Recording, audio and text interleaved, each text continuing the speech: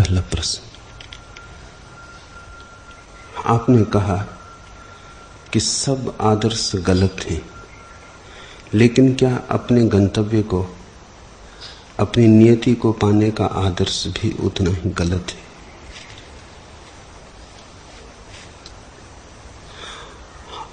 आदर्श गलत है। किस बात को पाने का आदर्श से कोई भेद नहीं पड़ता। आदर्श का अर्थ है भविष्य में होगा, आदर्श का अर्थ है कल होगा, आदर्श का अर्थ है आज उपलब्ध नहीं है। आदर्श स्थगन है भविष्य के लिए। जो तुम्हारी नियति है उसे तो आदर्श बनाने की कोई भी जरूरत नहीं, वह तो होकर ही रहेगा, वह तो हुआ ही हुआ है। नियति का अर्थ है जो तुम्हारा स्वभाव है। इस क्षण जो पूरा का पूरा तुम्हें उपलब्ध है वही तुम्हारी नियति है। सब आदर्श नियति विरोधी है। आदर्श का अर्थ ही ये होता है कि तुम वह होना चाहते हो जो तुम पाते हो कि हो ना सकोगे। गुलाब तो गुलाब हो जाता है, कमल कमल हो जाता है। कमल के हृदय में कहीं कोई आदर्श नहीं है कि मैं कमल बनूं। अगर कमल कमल बनना चाहे तो पागल होगा, कमल नहीं हो पाएगा। जो तुम हो वह तो तुम हो ही, बीज से ही हो, उससे तो अन्यथा होने का उपाय नहीं है। इसलिए नियति के साथ, स्वभाव के साथ आदर्श को जोड़ना तो विरोधाभास है। पर हमारे मन पर आदर्श की बड़ी पकड़ है। सदियों से हमें यही सिखाया गया है कि कुछ होना है, कुछ बनना है, कुछ पाना है। दौड़ सिखाई गई, स्पर्धा सिखाई गई, वासना सिखाई गई अनंत अनंत रूपों में। अष्टावक्र का उद्घोष यही है कि जो तुम्हें होना है वह तुम हो ही, कुछ होना नहीं है, जीना है। इस क्षण तुम्हें सब उपलब्ध है, एक क्षण भी टालने की कोई जरूरत नहीं है। एक क्षण भी टाला तो भ्रांति में पड़े। तुम जीना शुरू करो, तुम परिपूर्ण हो। समस्त अध्यात्म की मौलिक उद्घोषणा यही है कि तुम परिपूर्ण हो जैसे तुम हो। होने को कुछ परमात्मा ने बाकी नहीं छोड़ा है, और जो परमात्मा ने बाकी छोड़ा है उसे तुम पूरा न कर पाओगे। जो परमात्मा नहीं कर सका उसे तुम कर सकोगे, ये अहंकार छोड़ो। जो हो सकता था हो गया है,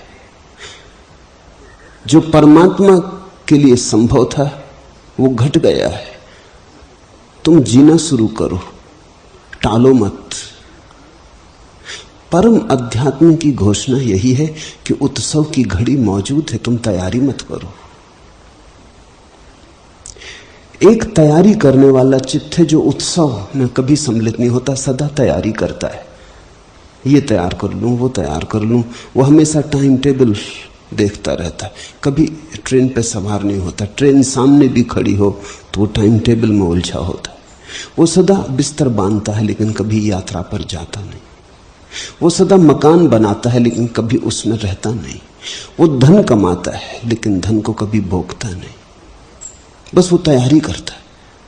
तुम ऐसे तैयारी करने वाले करोड़ों लोगों को अपने चारों तरफ देखोगे, वही है, उन्हीं की भीड़ है। वो सब तैयारी कर रहे हैं, वो कह रहे हैं कल भोगेंगे, परसों भोगेंगे। इनमें सांसारिक भी हैं, इनमें आध्यात्मिक जिनको तुम कहते हो वो भी सम्मिलित हैं। तुम्हारे तथाकथित साधु संत और महात्मा वो कहते हैं यहां क्या रखा, स्वर्ग में भोगेंगे। उनका कल और भी आगे है, मरने के बाद भोगेंगे। यहां क्या रखा, यहां तो सब क्षणभंगुर। यहां तो सिर्फ पीड़ित होना है, परेशान होना है, कल की तैयारी करनी। लेकिन तुमने देखा कल कभी आता नहीं, कल कभी आया ही नहीं। इसलिए मैं तुमसे कहता हूं स्वर्ग कभी आता नहीं, कभी आया ही नहीं। स्वर्ग तो कल का विस्तार है, कल ही नहीं आता, स्वर्ग कैसे आएगा? जिस आदमी ने कल में अपने स्वर्ग को देखा है उसका आज नरक होगा, बस इतना पक्का है। कल तो आएगा नहीं, और जब भी कल आएगा आज होकर आएगा। और अगर तुमने ये गलत आदत सीख ली कि तुम कल में ही नजर लगाए रहे, तो तुम आज को सदा चूकते जाओगे। और जब भी आएगा आज आएगा, जो भी आएगा आज की तरह आएगा, और तुम्हारी आंखें कल पे लगी रहेंगी, कल कभी आता नहीं। ऐसे तुम वंचित हो जाओगे, ऐसे तुम जो मिला था उसे न भोग पाओगे, जो हाथ में रखा था उसे न देख पाओगे, जो मौजूद था, जो नृत्य गीत चल ही रहा था उसमें तुम सम्मिलित न हो पाओगे। अध्यात्म की आत्यंतिक घोषणा यही है कि समय के जाल में मत पड़ो। समय है मन का जाल, अस्तित्व मौजूद है, उतरो, छलांग लो। तैयारी सदा से पूरी है, सिर्फ तुम्हारी प्रतीक्षा है। तुम नाचो, तुम ये मत कहो कि कल नाचेंगे, और तुम ये मत कहो कि आंगन टेढ़ा है, नाचे कैसे। जिसे नाचना आता है वो टेढ़े आंगन में भी नाच लेता है, और जिसे नाचना नहीं आता, आंगन कितना ही सीधा चौकोर हो जाए तो भी नाच ना पाएगा। मुल्ला नसरुद्दीन की आंखें खराब हो गई थी तो वे इलाज कराने गया। डॉक्टर से पूछने लगा कि क्या मेरी आंखों के ऑपरेशन के बाद मैं पढ़ने में समर्थ हो जाऊंगा? डॉक्टर ने कहा निश्चित, ये जाली है, इसे हम काट देंगे आंख से, तुम पढ़ने में समर्थ हो जाओगे। मुल्ला ने कहा धन्यवाद भगवान का, क्योंकि मैं कभी पढ़ना लिखना सीखा नहीं। अगर पढ़ना लिखना आता ही नहीं तो आंख की जाली कटने से पढ़ना नहीं आ जाएगा। अगर नाचना आता ही नहीं तो तुम स्वर्ग में भी रोओगे। तुम्हें रोना ही आता है, तुम स्वर्ग में भी बैठ के पोथा पुराण खोल के सोचोगे कि अब आगे क्या है।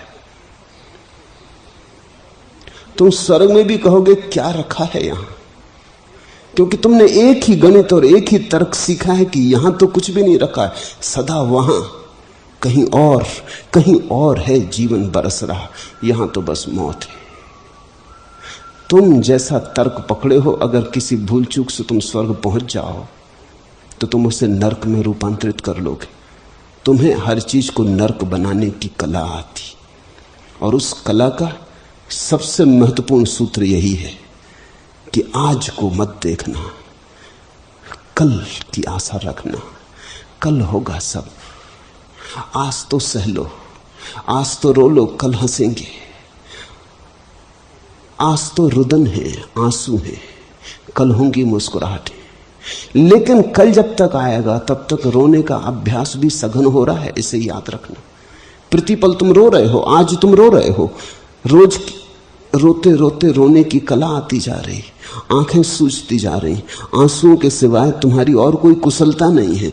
कल आएगा तुम्हारे द्वार पर, लेकिन इस अभ्यास को तुम अचानक छोड़ थोड़ी पाओगे। कल फिर आज की तरह आएगा, फिर तुम्हारा पुरातन तर्क काम करेगा, कल और रो लो। ऐसे ही तुम रोते रहे हो जन्मों जन्मों, ऐसे ही तुम रो रहे हो। अगर ऐसे ही तुम्हें रोना है, रोते रहना है, तो बनाओ आदर्श। मैं तुमसे कहता हूं आदर्श मुक्त हो जाओ। तुम्हें घबराहट होती क्योंकि तुम्हारा चित्त कहता आदर्श मुक्त, तुम्हारा अहंकार कहता आदर्श मुक्त, तो उसका तो मतलब हुआ कि फिर तुम कभी परिपूर्ण न हो पाओगे। मैं तुमसे कहता हूं तुम परिपूर्ण हो, पूर्णता तुम्हें मिली है, वरदान है, भेंट है परमात्मा की। अगर परमात्मा पूर्ण है तो उससे अपूर्ण पैदा हो ही नहीं सकता, और अगर परमात्मा से अपूर्ण पैदा हो रहा है तो तुम एक बात पक्की मानो कि तुम अपूर्ण से पूर्ण की कोई संभावना नहीं। थोड़ा सोचो तो हिसाब क्या हुआ। पूर्ण से अपूर्ण पैदा हो रहा है, पहले तो ये बात गलत। पूर्ण से पूर्ण ही पैदा होता है। उपनिषद कहते हैं पूर्ण से पूर्ण निकाल लो, तो भी पीछे पूर्ण शेष रह जाता है। पूर्ण से तुम अपूर्ण तो निकाल ही ना सकोगे, पाओगे कहां अपूर्ण। और फिर अब एक तो तुमने ये भ्रांति पाल रखी है कि पूर्ण से अपूर्ण हो सकता है। अब दूसरी भ्रांति इस भ्रांति से पैदा हो रही कि अब इस अपूर्ण को पूर्ण होना है, अब अपूर्ण चेष्टा करेगा पूर्ण होने की। थोड़ा सोचो, अपूर्ण की सब चेष्टाएं अपूर्ण रहेंगी और अपूर्ण से पूर्ण को निकालने का कोई उपाय नहीं। अगर तुम सही हो तो नरक ही एकमात्र सत्य है, अगर मैं सही हूं तो स्वर्ग हो सकता है। चुनाव तुम्हारा है और तुम्हारी जिंदगी है और तुम्हें चुनना है। मैं तुमसे कहता हूं, भोगो जीवन को इस क्षण, नाचो, गुनगुनाओ, आनंदित हो। ये आनंद का अभ्यास सघन होगा, किसी आनंद के अभ्यास की सघनता में कल भी आएगा। और तुम आज में ही रस लेना सीख लोगे तो कल भी तुम रस लोगे और रसधार बहेगी, परसों भी आएगा। तब तक तुम्हारा रस का अभ्यास और गहन हो जाएगा, तुम और रस से भर जाओगे, तुम और मुग्ध मतवाले, तुम्हारे रोए रोए में मदिरा फैल गई होगी। परसों भी आएगा, तुम और नाचोगे और गुनगुनाओगे। धीरे धीरे तुम पाओगे तुम्हें नाचना आ गया। अब आंगन टेढ़ा हो कि चौकोर, आंगन हो कि ना हो, अब तुम नाच सकते हो। अब तो तुम बैठे भी रहो शांत तो भी भीतर नृत्य चलता है। अब तो तुम ना भी बोलो तो भी गीत उठते। अब तो तुम कुछ भी ना करो तो भी कमल खिलते चले जाते।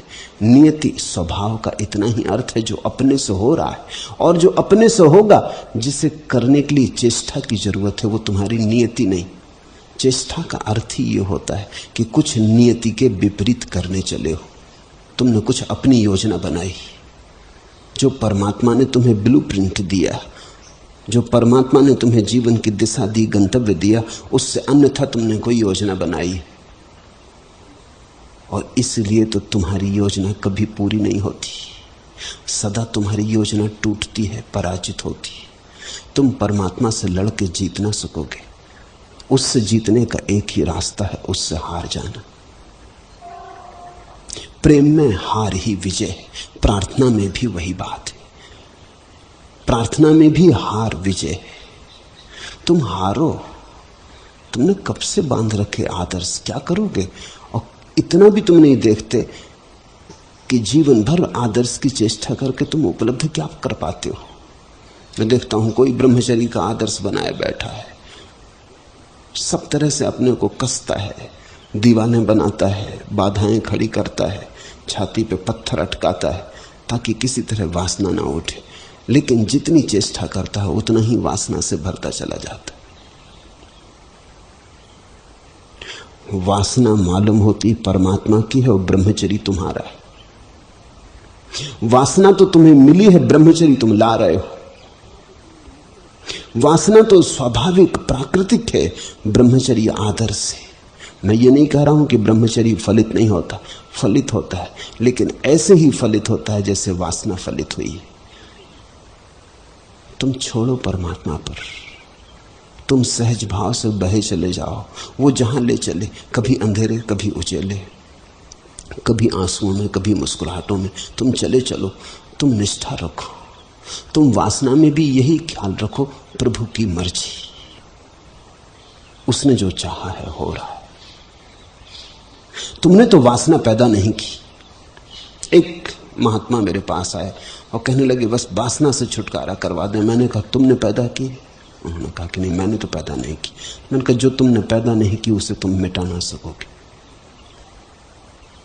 जो तुमने पैदा की है उसे तुम मिटा सकते हो। तुम पत्नी को छोड़ के भाग सकते हो क्योंकि पत्नी तुमने चुनी है, बनाई है, लेकिन वासना छोड़ के कहां भागोगे? जहां जाओगे वासना रहेगी। तुम स्त्रियों से आंख बंद कर ले सकते हो, तुम आंख फोड़ ले सकते हो। स्त्रियों को देखो न देखो, इससे कुछ फर्क ना पड़ेगा। वासना को कैसे मिटाओगे? अंधा भी वासना को देखता रहता है। तुमने सुनी सूरदास की कथा? मुझे ठीक नहीं मालूम पड़ती, सच नहीं मालूम पड़ती, क्योंकि कथा ऐसी बेहूदी है कि सूरदास का सारा मूल्य खराब हो जाता है। सूरदास जैसे कीमती मनुष्य के जीवन में ऐसी घटना घट सकती, ये मैं मानने को राजी नहीं। घटी हो तो सूरदास दो कौड़ी के, न घटी हो तो ही सूरदास में कुछ मूल्य है। कथा कहती है कि सूरदास ने एक सुंदर युवती को देखा और वो चल पड़े उसके पीछे, उसके द्वार पर भिक्षा मांगी, फिर रोज रोज भिक्षा मांगने जाने लगे। फकीर हैं, अपने लिए एक तारा गीत गुनगुनाते रहते हैं, लेकिन सब गीत अब उस स्त्री की तरफ समर्पित होने लगे। घबराहट पैदा हुई तो कहते हैं अपनी आंखें फोड़ डाली। सूरदास उस दिन हुए, आंखें फोड़ ली, अंधे हो गए, क्योंकि सोचा कि जो आंखें भटका रही हैं, इन आंखों से क्या संग साथ। ये कहानी जरूर ना समझो ने गढ़ी होगी,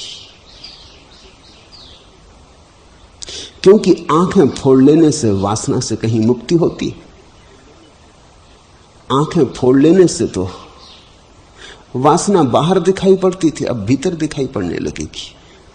तुम कभी सोचो, एक सुंदर स्त्री जाती हो रास्ते से, घबराहट में आंखें बंद कर लो, साधु महात्मा हो जाओ, तो आंखें बंद करके क्या स्त्री का रूप खो जाता है, और सुंदर होकर प्रकट होता है, और सुगंधित होकर प्रकट होता है।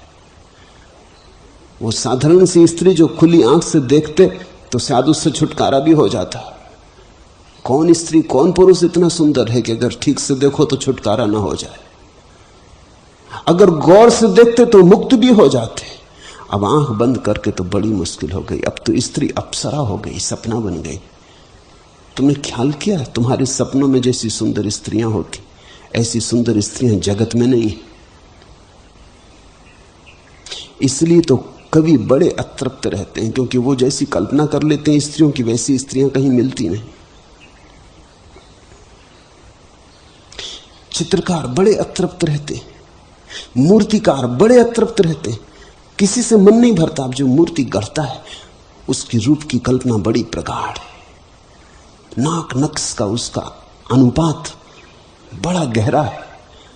वो तो अति सुंदर हो तो ही सुंदर हो सकता है, वैसा तो कोई चेहरा कहीं मिलता नहीं। सपने इतने सुंदर हैं कि यथार्थ उनसे फीका पड़ता है। तो जिसकी भी कल्पना प्रगाढ़ है वो कभी जीवन में तृप्त नहीं होता। उसकी कल्पना ही कहे चली जाती, इसमें क्या रखा है, इसमें क्या रखा है। उसकी कल्पना तुलना का आधार रहती। आंख बंद करने से कल्पना तो ना मिटेगी, सपने तो ना मिटेंगे। आंख बंद करने से तो जो ऊर्जा थोड़ी बहुत बाहर चली जाती थी, सपने नहीं बनती थी, वो भी सपने बनने लगेगी।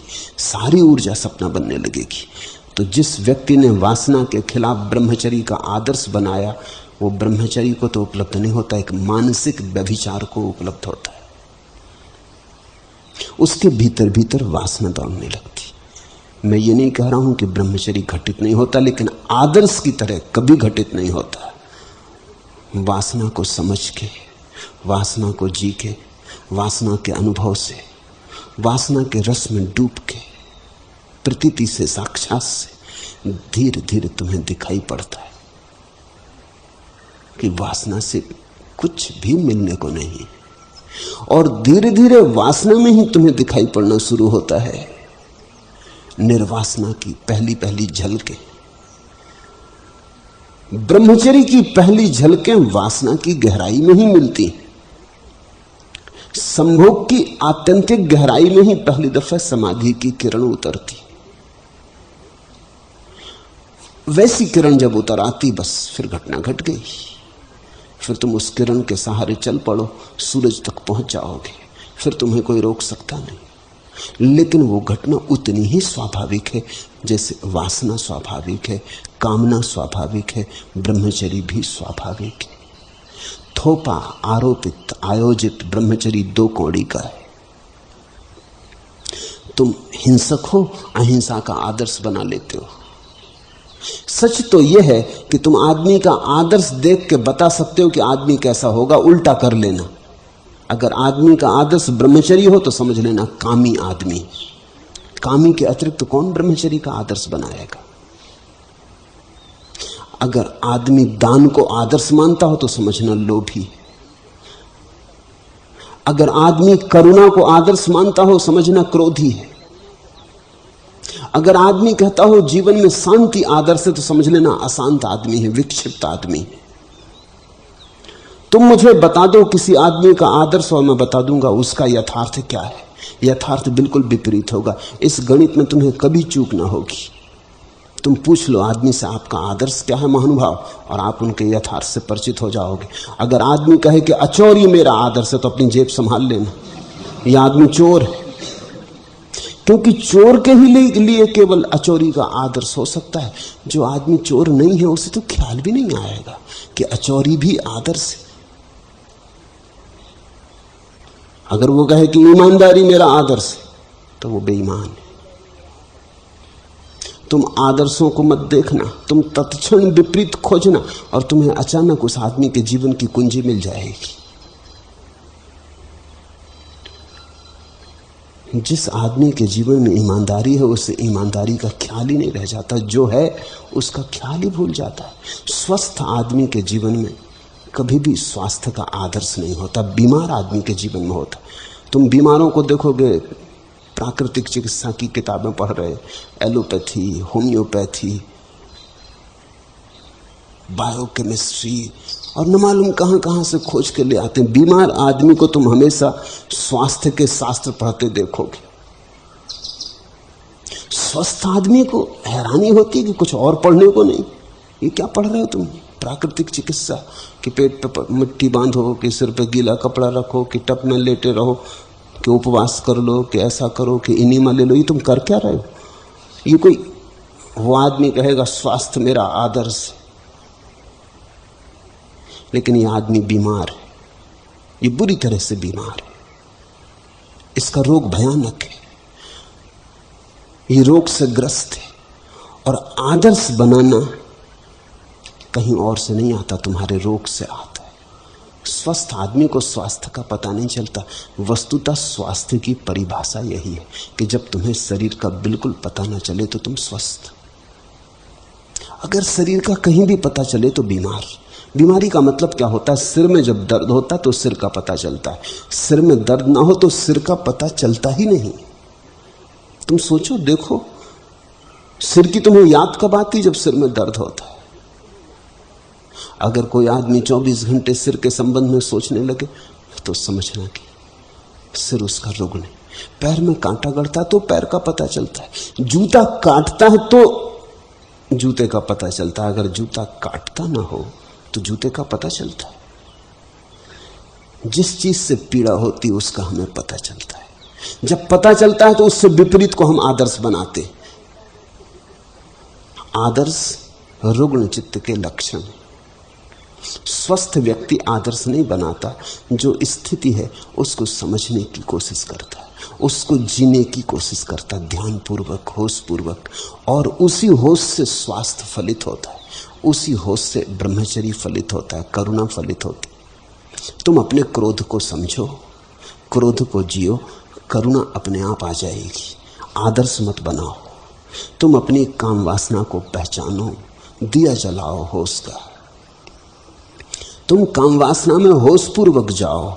ऐसे डरे डरे, सकुचाते, परेशान, घबराए हुए, तने हुए, नहीं जाना और जाना पड़ रहा है, ऐसे अपराध में डूबे हुए मत जाओ। इसमें कुछ सार ना होगा। सहज भाव से जाओ। प्रभु ने जो दिया है अर्थ होगा। जो समग्र में उठ रहा है उसमें अर्थ होगा। तुम यहां होते नहीं अगर वासना ना होती, न तुम्हारे महात्मा होते, न ब्रह्मचर्य का उपदेश देने वाले होते। वो सब वासना के ही फल हैं। तो जिस वासना से बुद्ध जैसे लोग पैदा होते, उस वासना को गाली दोगे?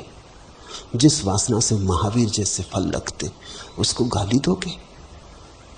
जिस वासना से अष्टावक्र जन्मते, तुम उसे गाली देते थोड़ा संकोच नहीं करते?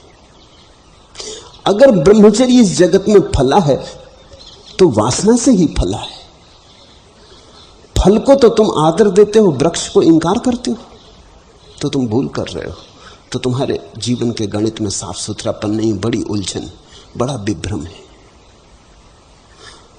बुद्ध हो कि महावीर, कृष्ण हो कि मोहम्मद की क्राइस्ट, सब आते वासना के सागर में ही ये लहरें उठती और ब्रह्मचर्य की ऊंचाई पर पहुंच जाती। सागर को धन्यवाद दो, विरोध मत करो। जब मैं कहता हूं सभी आदर्श खतरनाक हैं तो मेरा मतलब इतना ही है कि जीवन पर्याप्त है, इसके ऊपर तुम और आदर्श मत थोपो। जीवन में गहरे उतरो, जीवन की गहराई में ही तुम उन मणियों को पाओगे जिनको तुम चाहते हो। वासना में उतर के मिलता है ब्रह्मचर्य। मैं ये नहीं कह रहा हूं कि सभी वासना से भरे लोगों को ब्रह्मचर्य मिल जाएगा या मिल गया है। मेरी शर्त ख्याल में रखना, वासना में उतर के मिलता है, लेकिन जो जागरूकता से उतरता है बस उसी को मिलता है। जो साक्षी भाव से उतरता है उसी को मिलता है।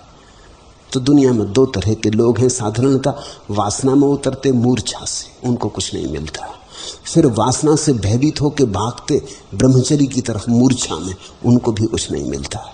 मिलता उसे है जो सजग होकर जाग के जीवन जो दिखाए उसे देखने को राजी होता है, जो कहता है मेरी निजी कोई मर्जी नहीं, प्रभु जो दिखाएगा उसे देखेंगे, लेकिन साक्षी को जगा के देखेंगे, पूरा पूरा देखेंगे, रत्ती रत्ती देखेंगे, कुछ छोड़ ना देंगे, छोड़ने की जल्दी ना करेंगे।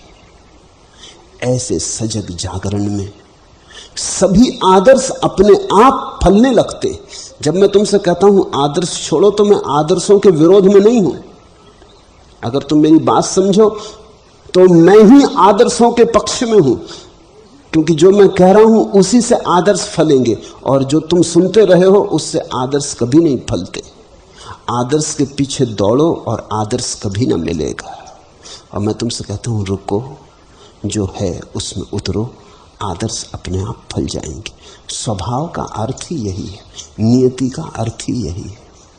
कुछ करने को नहीं है, जाग कर जीना है। और जागना कोई करना थोड़ी है, वो तो तुम्हारी क्षमता ही है, उसमें कुछ कृत्य जैसा नहीं है। लेकिन अहंकार आदर्शों से पलता है। तुम चकित होगे, अहंकार बहुत घबराता है इस बात से जो मैं कह रहा हूं, क्योंकि अगर मेरी बात तुमने मानी तो अहंकार इसी क्षण मर जाएगा। फिर अहंकार को सजाने के लिए कोई उपाय ना रहेगा। अहंकार सजता है आदर्शों से। न तो कभी आदर्श मिलते, लेकिन अहंकार की दौड़ हो जाती। दौड़ में अहंकार है और आदर्श दौड़ की सुविधा देते। किसी को धन कमाना है तो अहंकार को सुविधा है, किसी को पद पे पहुंचना है तो अहंकार को सुविधा है, किसी को मोक्ष पाना है तो अहंकार को सुविधा है, किसी को त्यागी बनना है तो अहंकार को सुविधा है। मैं कहता हूं कुछ बनना नहीं, तुम हो तो दौड़ खत्म। दौड़ गिरी, अहंकार गिरा। अहंकार बड़ी सूक्ष्म प्रक्रिया है। अगर तुमने निरअहंकारिता का आदर्श बना लिया तो भी अहंकार बना रहेगा। अहंकार कहता निरअहकार होना, फिर चली यात्रा, फिर चल पड़े तो फिर मन की व्यापार शुरू हो गया। तुम कोई आदर्श मत बनाओ, फिर देखो क्या घटता है। तुम इतना ही कह दो कि जो हूं ऐसा हूं, खोल के रख दो अपनी किताब, ढांको मत। उद्घोषणा कर दो कि बुरा हूं, पापी हूं, क्रोधी हूं, कामी हूं, ऐसा हूं। और अपने बनाए हूं ऐसा नहीं हूं, क्योंकि मैंने कभी ऐसा बनना नहीं चाहा, ऐसा मैंने अपने को पाया है, तो मैं कर क्या सकता हूं। देखूंगा जो है, बैठ के देखेंगे इस खेल को जो प्रभु ने दिखाना चाहा। जरूर कोई राज होगा, और राज है, राज यही है कि इस लीला को तुम देखने वाले बन जाओ, तुम दृष्टा बन जाओ। आदर्श तुम्हें कर्ता बना देते, कुछ करने का मौका हो जाता है। मैं तुमसे आदर्श छीन रहा हूं, अष्टावक्र तुमसे आदर्श छीन रहे हैं सिर्फ इसीलिए ताकि कर्ता को कोई जगह ना बचे। आदर्श गए तो करने के सब उपाय गए, फिर करोगे क्या? फिर तो होना ही बचा, शुद्ध होना।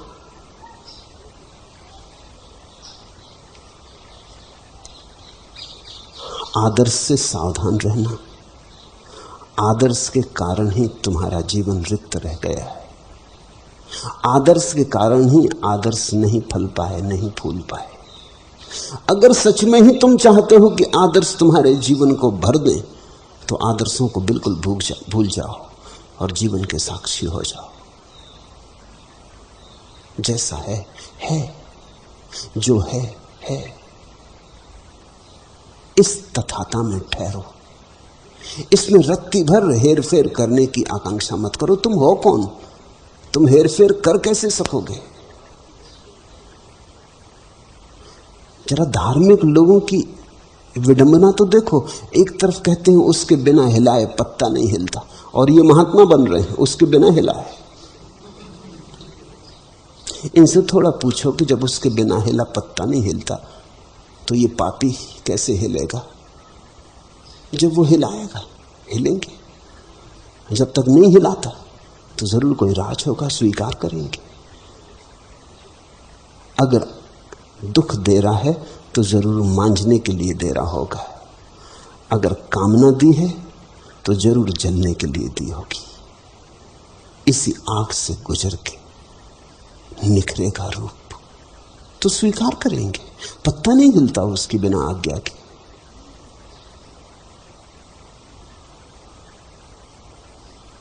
और तुम सारे जीवन को बदल देने की चेष्टा कर रहे हो। तुम हो कौन?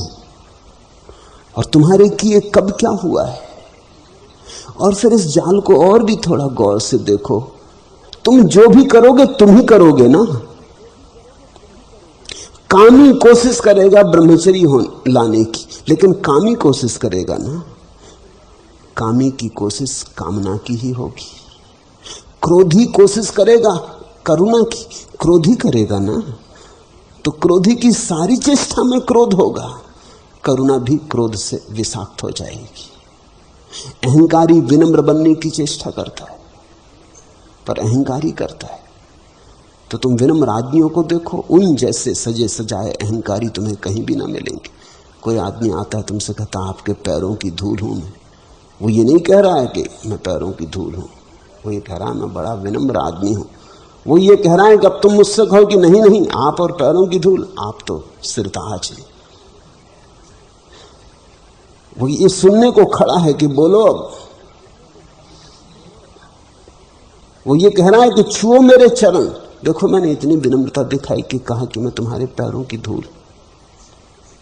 और अगर तुमने मान लिया कि नहीं आप बिल्कुल ठीक कहते हैं, पहले तो मैं तो ऐसा मानता ही हूं सदा से कि आप बिल्कुल पैरों की धूल, तो वह आदमी तुम्हें जिंदगी भर माफ ना कर सकेगा। हालांकि कहा उसी ने था, तुमने कुछ जोड़ा ना था। तुमने इतना ही कहा कि आप बिल्कुल ठीक कह रहे हैं। सभी को पता है, एक एक आदमी जानता है इस गांव में कि आप बिल्कुल पैरों की धूल से भी गए बीते। फिर देखना उस आदमी की आंख में कैसी आग जलती।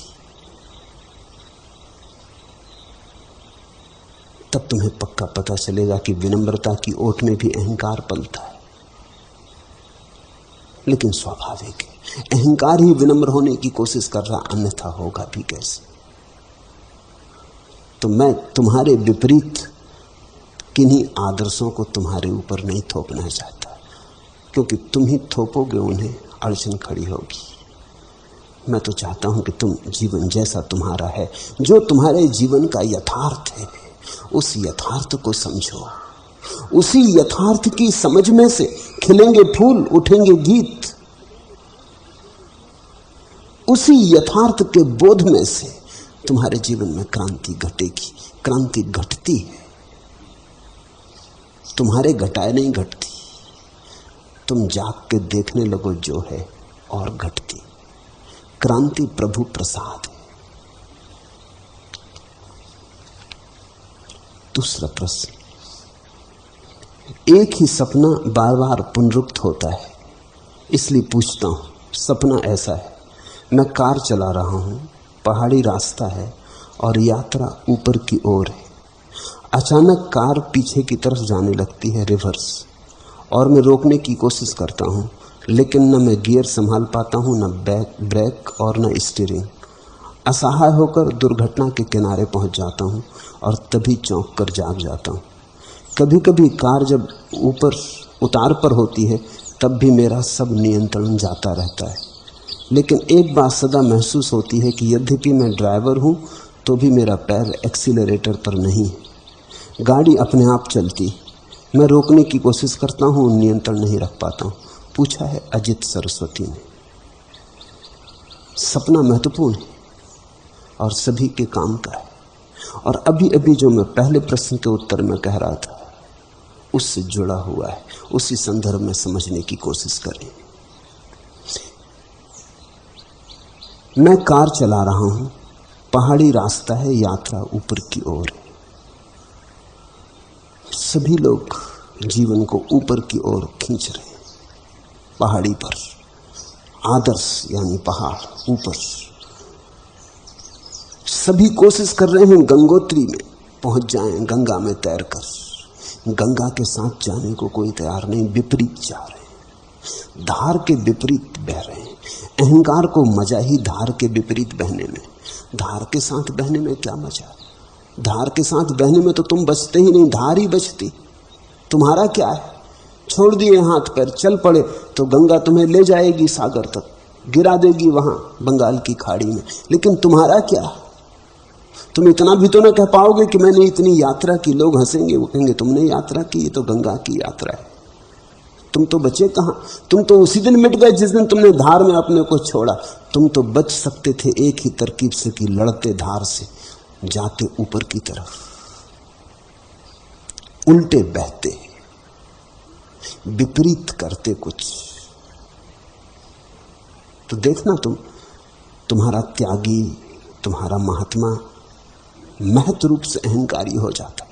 वो धारे के विपरीत बह रहा है। वो तुमसे कहता तुम क्या हो? क्षुद्र मनुष्य, पापी, काम वासना में पड़े हो। देखो मुझे, ब्रह्मचर्य साध रहा हूं। तुम हो क्या? जमीन के कीड़े, लोभ में पड़े हो, क्रोध में पड़े हो, क्षुद्र क्षणभंगुर में पड़े हो। मुझे देखो, विराट की तलाश कर रहा हूं।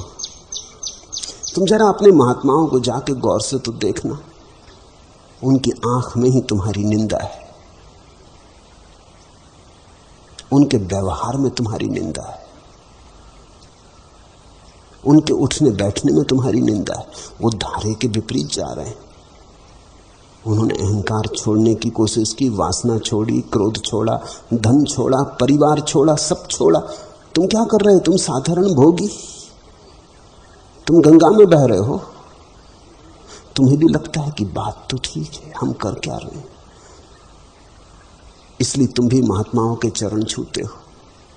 महात्माओं के चरण छूने में तुम इतना ही कहते हो कि करना तो हमको भी यही है, कर नहीं पा रहे, मजबूरियां हैं, हजार झंझटें हैं, घर द्वार, बाल बच्चे, पाल ली उलझन, कर नहीं पा रहे। लेकिन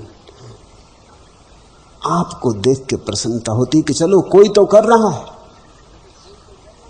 तुम कोई आदमी शीर्षासन लगाए खड़ा हो तो रुक के देखने लगते हो। पैर के बल खड़े आदमी को कौन देखता है? वो कुछ उल्टा कर रहा है। कांटों पे कोई आदमी सोया हो तो लोग फूल चढ़ाने लगते, लेकिन तुम अच्छी सैया लगा के और लेट जाओ, कोई फूल न चढ़ाएगा। उल्टे लोग पत्थर मारने लगेंगे कि ये क्या लगा है बीच में बाजार में उपद्रव किया हुआ है, बिस्तर अपने घर में लगाओ।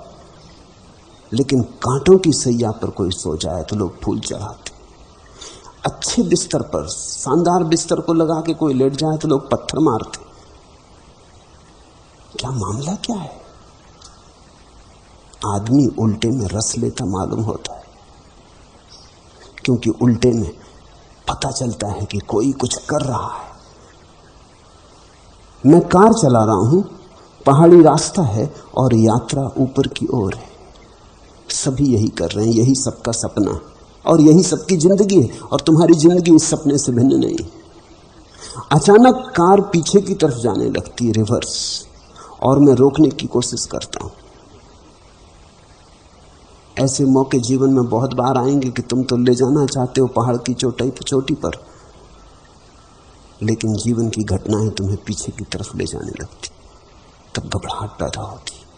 तुम तो जाना चाहते हो गंगोत्री की तरफ, और गंगा जा रही है सागर की तरफ, वो तुम्हें सागर की तरफ ले जाने लगती है। कई दफे तुम थक जाते, कई दफे तुम हार जाते।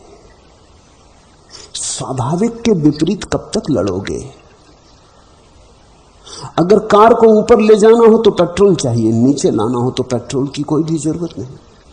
तुम पेट्रोल बंद कर दो, कार अपने से चली आएगी, क्योंकि नीचे आना स्वाभाविक है। ग्रेविटेशन, जमीन की कशिश खींच लेती, ऊपर जाना अस्वाभाविक है, इसलिए बड़ी शक्ति की जरूरत पड़ती। तो हजार मौके आएंगे जीवन में जब तुम अचानक पाओगे कार पीछे की तरफ सरकने लगी। और जब भी ऐसे मौके आएंगे तुम रोकने की कोशिश करोगे, क्योंकि ये तो तुम्हारे अहंकार के बिल्कुल विपरीत हो रहा है, ये तो तुम्हारे संकल्प के विपरीत हो रहा है, ये तो तुम्हारी हार हुई जाती, ये तो तुम पराजित होने लगे, ये तो विफलता आ गई। और मैं रोकने की कोशिश करता हूं, लेकिन न मैं गियर संभाल पाता हूं, न ब्रेक और न स्टीयरिंग। ये मेरे पास रहने का परिणाम है अजित सरस्वती। अब ये संभलेगा नहीं। अब ना तो तुम गियर संभाल पाओगे, न ब्रेक संभाल पाओगे, न स्टीयरिंग, क्योंकि मेरा सारा प्रयोजन तुम्हें समझाने का इतना ही है कि जीवन के साथ एक रस हो जाओ, जहां जीवन ले जाए वहीं चलो, वहीं मंजिल है। तो अब तुम सपने में भी ना रोक पाओगे, ये शुभ है। रोक लेते तो दुर्घटना थी। ये शुभ है कि अब सपने में भी तुम रोक नहीं पाते।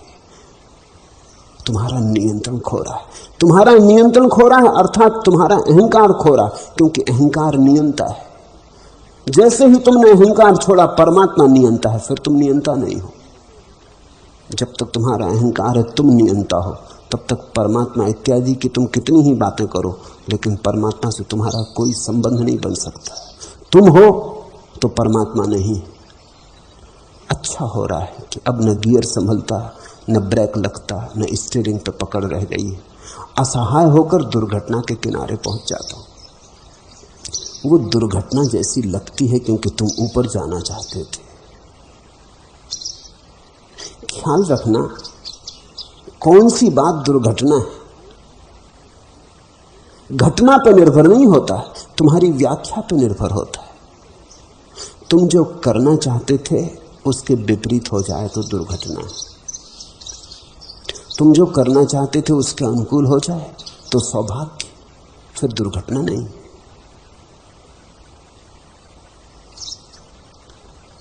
तुम्हारे ऊपर निर्भर है। तो वो जो अहंकार की छोटी सी बची हुई, कहीं छिपी कोने में पड़ी हुई आशा है, वो तत्क्षण कहती है तो दुर्घटना हुई जा रही, नियंत्रण खोए दे रहे हो, ये तो कार तुम्हारे हाथ के बाहर हुई जा रही है। असहाय होकर दुर्घटना के किनारे पहुंच जाता हूं।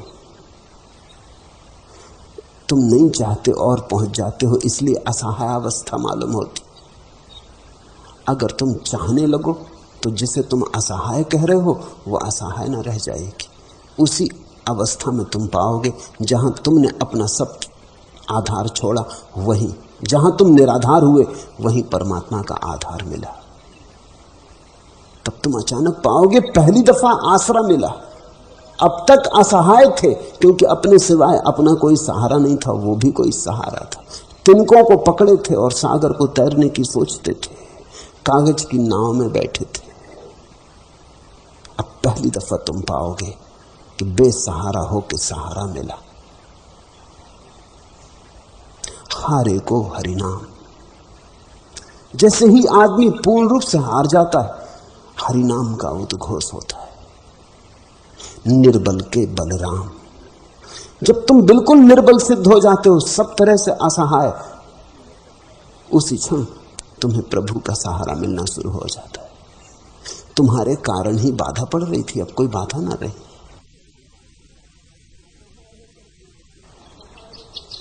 असहाय होकर दुर्घटना के किनारे पहुंच जाता हूं और तभी चौंक कर जाग जाता हूं। वहीं जागने की घटना घटेगी जहां अहंकार बिल्कुल असहाय होकर गिर जाता है। ये सपना सुंदर है, ये सपना बड़ा सार्थक है, इसका एक एक प्रतीक मूल्यवान है। इसलिए ये बार बार दोहरा होगा, क्योंकि ये सपना ही नहीं है, ये अजित की जिंदगी में भी घट रही बात है। सपना तो केवल उसका प्रतिफलन है, सपना तो केवल छाया है अचेतन में उस घटना की जो उनके जीवन में चारों तरफ घट रही। और तभी चौंक कर जाग जाता हूं। अगर जागना हो तो बेसहारा हो जाओ, असहाय हो जाओ। जब तक तुम्हें अकड़ रहेगी कि मैं कुछ कर लूंगा, तब तक तुम सोए रहोगे। जब तक तुम्हें अकड़ रहेगी कि मैं करता हूं, तब तक तुम सोए रहोगे। जैसे ही तुम्हारी अकड़ टूटने लगेगी, न गियर संभलेगा, न ब्रेक, न स्टीयरिंग। अचानक गाड़ी चलने लगेगी तुम्हारे नियंत्रण के बाहर। उसी क्षण तुम जाग जाओगे। अहंकार मूर्छा है, निद्रा है। निरअहकार होना जाग जाना है, अमूर्छा है। कभी कभी कार जब उतार पर होती तब भी मेरा सब नियंत्रण जाता रहता है। उतार से ही हम डरते हैं, उतार शब्द से ही घबराहट है। चढ़ाओ तो अहंकार को रस देता, उतार तो बेचैनी शुरू हो जाती। इसलिए तो जवानी में रस होता, बुढ़ापे में बेचैनी शुरू हो जाती।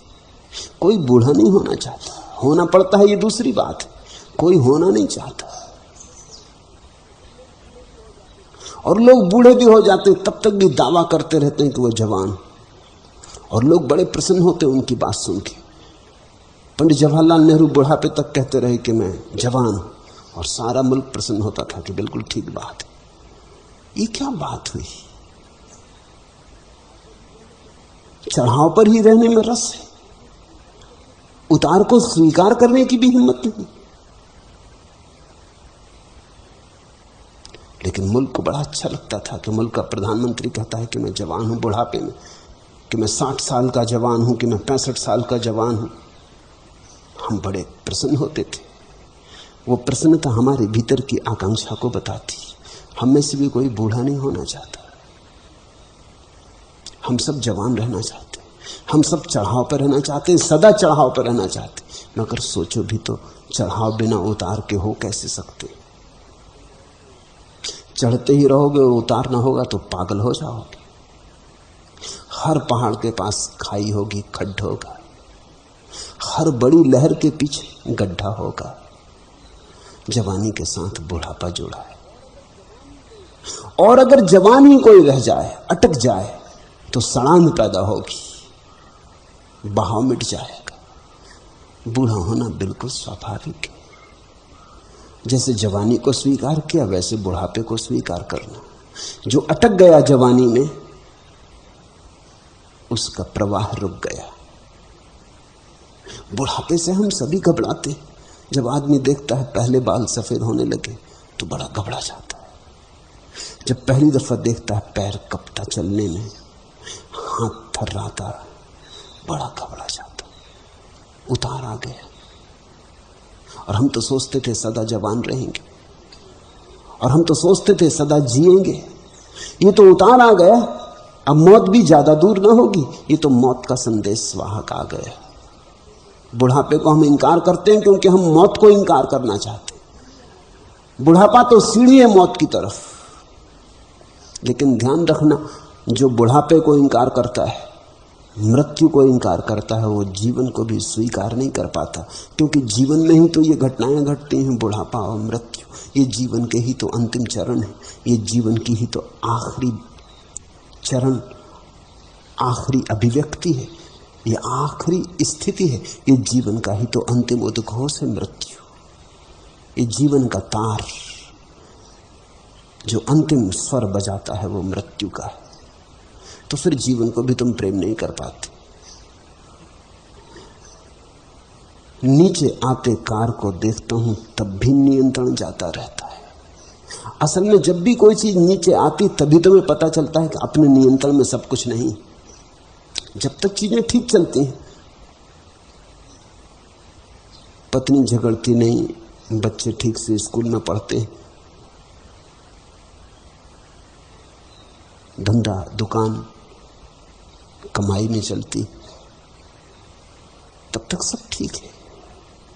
तब तक तुम्हें पता नहीं चलता कि तुम असहाय हो। फिर अचानक देखा कि दुकान टूटी, दिवाला निकल गया। जब तक दिवाली तब तक ठीक, जब दिवाला तब घबराए कि अपने बस के बाहर हुई जा रही बात। मैं तो सोचता था सब अपने बस में हो और दिवाली ही दिवाली रहेगी। ये दिवाला शब्द बड़ा बढ़िया है। अब दिवाली बिना दिवाले के हो कैसे सकती? दिवाली तो स्त्री है, दिवाला तो पति है।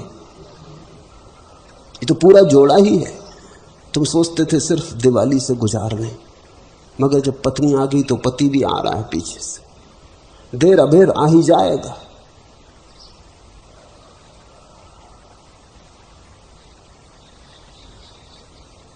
पत्नी ठीक है, कोई झगड़ा झांसा नहीं, सब ठीक चल रहा है, तो तुम सोचते हो बिल्कुल तरंग उठ रही, जीवन बड़ा प्रसन्नता से भरा है, अहंकार मजबूत। जरा सा पत्नी कलह कर देती, जरा सा उपद्रव खड़ा हो जाता कि बस क्षण भर में तुम्हारा सब संगीत खो जाता, सब लय विच्छिन्न हो जाती। तत्क्षण तुम्हें पता चलता, रे ये नाव डूबने वाली। तुमने कभी ख्याल किया, जरा सा झगड़ा हो जाए पत्नी से, तुम सोच लेते हो कहां पड़ गए इसकी झंझट में, क्यों विवाह किया, ये मर ही जाए तो बेहतर, या कहीं छूट निकले तो अच्छा। अभी क्षण भर पहले सब ठीक चल रहा था, तब अहंकार तरंगे ले रहा था। अहंकार बड़ा घबराता है पराजय से, उतार से, लेकिन उतार ही मनुष्य को परमात्मा की तरफ लाती। दिवाला ही परमात्मा की तरफ लाता है। अगर तुम जीतते ही चले जाओ तो तुम कभी धार्मिक बनोगे ही नहीं। तुम्हारी जीत में वस्तुतः तुम्हारी नियति की हार है, और जब तुम हारते हो तब पहली दफा तुम्हें अपनी असली स्थिति का पता चलता है। हम इस विराट में एक छोटी सी तरंग है, एक बूंद है सागर में। हमारी जीत क्या, हमारी हार क्या? जीत है तो उसकी, हार है तो उसकी। लेकिन एक बात सदा महसूस होती है कि यद्यपि मैं ड्राइवर होता हूं तो भी मेरा पैर एक्सीलरेटर पर कभी नहीं होता। ये बात ठीक है भी नहीं किसी का पैर एक्सीलरेटर पर। एक्सीलरेटर पर पैर तो परमात्मा का है। तुम्हारी हालत तो वैसी ही जैसे कोई छोटा बच्चा बाप से कहता कार में बैठा कि मुझे चलाने दो, और बाप एक्सीलरेटर पे पैर रखता, ब्रेक पे पैर रखता, स्टीयरिंग भी पकड़े रहता और लड़के को संभलवा देता है स्टीयरिंग, और लड़का बड़ा आकर से, बड़ा मजे से। हालांकि वो जो घुमा रहा है वो भी बाप ही घुमा रहा है, और बड़ा प्रसन्न होता है कि गाड़ी चला रहा है। उस वक्त उसका चेहरा देखो, उसकी प्रफुल्लता देखो। वो चारों तरफ देखता है कि लोग देख लें कि गाड़ी कौन चला रहा है। ये जीवन की जो गाड़ी है, इस पे एक्सीलरेटर पर पैर तुम्हारा नहीं, कभी नहीं, न स्टीयरिंग तुम्हारे हाथ में। तुम छोटे बच्चे की भांति हो जो भ्रांति में पड़ गया। गाड़ी अपने आप चलती, गाड़ी अपने आप ही चल रही, तुम्हारे चलाने की जरा भी जरूरत नहीं। तुम नाहक परेशान हो रहे हो, पसीने पसीने हुए जा रहे हो। ये बच्चा नाहक परेशान हो रहा है, ये सोच रहा है गाड़ी ये चला रहा है, अगर न चलाए तो मुश्किल हो जाएगी, बड़ा हार्न बजा रहा है। ये सोच रहा है इसके बिना तो सब अस्त व्यस्त हो जाएगा, सारा अभी दुर्घटना हो जाएगी, कहीं कोई टक्कर हो जाएगी। ये पसीने पसीने हुए जा रहा है, इसे पता नहीं कि तेरे न हार्न बजाने से कुछ होना है, न तू गाड़ी को संभाल रहा, गाड़ी को ही संभाले हुए। किन्हीं विराट हाथों में सब है। हम सिर्फ साक्षी हो जाएं, करता हम नहीं, हम सिर्फ साक्षी हो जाएं तो बड़ी हंसी आएगी। जीवन की इस विडंबना पे बड़ी हंसी आएगी कि खूब मजाक रही।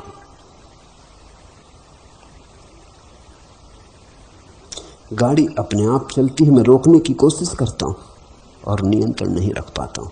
नियंत्रण छोड़ देना ही मेरी देशना है। मैं तुमसे कहता हूं, छोड़ो सब नियंत्रण। तुम्हारे हाथ बड़े छोटे हैं, इनसे नियंत्रण हो भी ना सकेगा। तुम छोड़ो प्रभु पर, करने दो उसे नियंत्रण। तुम नहीं थे तब भी ये जगत चल रहा था, फूल खिलते थे, चांद निकलते थे, वर्षा आती, धूप आती। तुम नहीं थे तब भी सब चल रहा था, चांद तारे घूमते, सूरज निकलता। तुम नहीं रहोगे तब भी सब चलता रहेगा। इतना विराट चल रहा है, तुम नाहक इसमें परेशान हो रहे। मैंने सुना है एक छिपकली राजा के महल में रहती थी। स्वभावतः राजा के महल में रहती थी तो वो अपने को सम्राट से कम नहीं मानती थी। कोई साधारण छिपकली न थी, गांव की और छिपकलियों में उसका बड़ा समादर था। उसको बड़े निमंत्रण भी मिलते थे कि आज इस जगह उद्घाटन कर दो, कि नई छिपकली ने घर बसाया, कि किसी छिपकली का विवाह हो रहा, कि किसी छिपकली को बच्चा पैदा हुआ। लेकिन वो कभी जाती नहीं, वो मुस्कुरा के टाल देती। वो कहते किसी और को ले जाओ, क्योंकि मैं अगर चली गई तो इस महल के छप्पर को कौन संभालेगा, ये महल गिर जाएगा। छिपकली सोचती संभाले है छप्पर को। कोई संभाले नहीं, हमारे संभाले को संभला नहीं। लेकिन हमारे अहंकार के कारण हम ये बात मानने को राजी नहीं हो पाते कि हमारे बिना भी महल रह जाएगा। असंभव। वर्नर एरहार्ड एक छोटी सी कहानी कहते हैं कि अमेरिका के पहाड़ों में बसे एक कबीले में एक गुरु था। वो रोज सांझ को उसके पास एक जादुई कंबल था। वो जोर से कंबल को उठा के घुमाता और तत्क्षण आकाश में तारे निकलने शुरू हो जाते। ऐसा सदियों से होता रहा था और वो कबीला मानता था कि गुरु के कंबल में कुछ जादू है। क्योंकि जब भी गुरु घुमाता है कंबल को, फिर तुम जाओ बाहर और देखना शुरू करो, शीघ्र ही आकाश में तारे दिखाई पड़ने लगते। उस गुरु से लोग बहुत डरते थे, क्योंकि खतरनाक मामला, किसी दिन कंबल ना घुमाए, फेंक दे कंबल, कह दे नहीं निकालते तारे तो क्या होगा। फिर ऐसा हुआ कि कोई दूसरे कबीले का चोर गुरु का कंबल एक दफे चुरा के ले गए। अब गुरु बड़ी मुश्किल में पड़े। सबसे बड़ी मुश्किल ये थी, ऐसे तो गुरु को भी यही भरोसा था कि उनके कंबल घुमाने से तारे निकलते। सारा कबीला उदास है कि अब क्या करें, आज क्या होगा। सब अस्त व्यस्त हो गया, लेकिन कुछ अस्त व्यस्त ना हुआ। तारे निकल आए ठीक समय पर। कहते हैं गुरु ने आत्महत्या कर ली, फिर कोई रहने का कोई उपाय नहीं रहा। लोग हंसने लगे, उन्होंने कहा हम भी बड़ी नासमझी में पड़े थे। तारे निकलते ही थे, कंबल से तारों के निकलने का कोई संबंध न था। ये तो कंबल ठीक वक्त पर घुमाते थे। सूरज ढल गया, ठीक समय तय था, तब ये कंबल घुमा देते थे। कंबल के घुमाने और तारों के निकलने में कोई कार्य कारण का संबंध न था। कंबल घुमाओ न घुमाओ तारे निकलते ही। तुम करो न करो, जो होता है होता है, तुम्हारे किए कुछ भी नहीं। जिस दिन ये बात तुम्हें समझ में आ जाएगी, जिस दिन तुम्हारा कंबल चोरी चला जाएगा, और वही हुआ आज इस सरस्वती का कंबल चोरी जा रहा है। खींच रहा हूं धीरे धीरे, काफी तो निकल गया है, थोड़ा सा पकड़े रह गए हैं वो हाथ में। वो भी जिस दिन छूट जाएगा उसी दिन ये सपना बंद हो जाएगा। उस दिन तुम अचानक पाओगे हम व्यर्थ ही परेशान हो रहे थे। जीवन चल ही रहा है, सुंदरतम ढंग से चल रहा है। इससे और ज्यादा गौरवशाली ढंग हो नहीं सकता। बड़ी गरिमा और प्रसाद से चल रहा है। हम व्यर्थ ही इसमें शोरगुल मचा रहे थे, हम व्यर्थ ही चिल्ला रहे थे, चीख रहे थे। हम चीखते चिल्लाते हैं क्योंकि हमारा अहंकार ये मानने को राजी नहीं हो पाता कि हमारे बिना भी दुनिया चलती रहेगी। हमारे बिना और दुनिया चलती रहेगी, असंभव। हम गए कि महल का छप्पर गिरा। नहीं, महल का छप्पर तुमसे संभला नहीं, न तुम्हारे कंबल के घुमाने से जीवन चल रहा है। इस भ्रांति को छोड़ देने का नाम ही धर्म है। तुम ईश्वर को मानो या न मानो, धार्मिक होने से ईश्वर मानने न मानने का कुछ प्रयोजन नहीं। तुम इतनी भ्रांति छोड़ दो कि मेरे चलाए सब चल रहा है, तुम धार्मिक हो गए। तुमने जान ही लिया प्रभु को, परमात्मा अवतरित हो ही गया, तुम उसके आमने सामने खड़े हो गए। फिर साक्षात में क्षण भर देर नहीं होती।